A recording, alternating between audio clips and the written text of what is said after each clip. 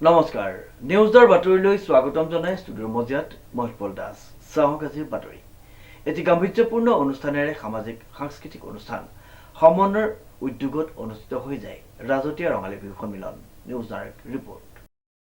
ৰাজতীয়া ৰঙালী বিহু সন্মিলনখনি এটি গাম্ভীৰ্যপূৰ্ণ অনুষ্ঠানেৰে অনুষ্ঠিত হৈ যায় উল্লেখযোগ্য যে সামাজিক সাংস্কৃতিক অনুষ্ঠান সমন্বয়ে আয়োজন কৰি অহা ৰাজতীয়া ৰঙালী বিহু সন্মিলন সীমিত সংখ্যক কাৰ্যসূচীৰে উলহ মালহেৰে উদযাপন কৰা হয় সমন্বয় ৰংগমঞ্চত আয়োজিত বিহু সন্মিলনৰ পতাকা উত্তোলন কৰে উদযাপন সমিতিৰ সভাপতি অনন্ত দাসে স্মৃতি তৰ্পণ কৰে ৰাজতীয়া ৰঙালী বিহু সন্মিলনৰ প্ৰাক্তন সভাপতি যাদৱ চন্দ্ৰ দাসে স্মৃতি তৰ্পণ কাৰ্যসূচীৰ পাছতেই সুধাকণ্ঠ ডক্টৰ ভূপেন হাজৰিকাৰ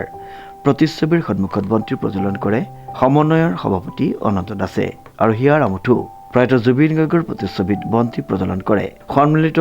লাচিত সেনাৰ কেন্দ্ৰীয় সমিতিৰ যুটীয়া সম্পাদক পিংকু দাসে বিহু উদযাপন সমিতিৰ সভাপতি অনন্ত দাসৰ পৰিচালনাৰে গাঁওখনিৰ বিভিন্ন ক্ষেত্ৰলৈ অৱদান আগবঢ়োৱা নামাচাৰ্য পাঠেকী নামঘৰীয়া নামতি বিহুৱতী সমাজ সেৱিকা ক্ৰমে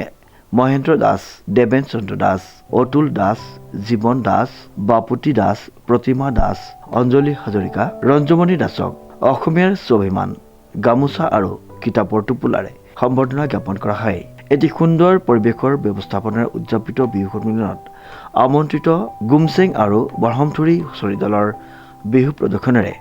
অনুষ্ঠান ভাগৰ অধিক আকৰ্ষণীয় আৰু অধিক জীপাল কৰি তোলে অনুষ্ঠানত উদযাপন সমিতিৰ সভাপতি অনন্ত দাসে বিহু উদযাপন সম্পৰ্কত বক্তব্য আগবঢ়ায় সম্পাদক সঞ্জীৱ হাজৰিকা আৰু ভাস্কৰ হাজৰিকাই তথা দিব্যজ্যোতি দাসে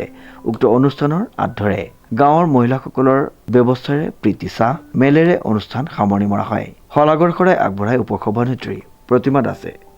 ব্যুৰ ৰিপৰ্ট নিউজ নাও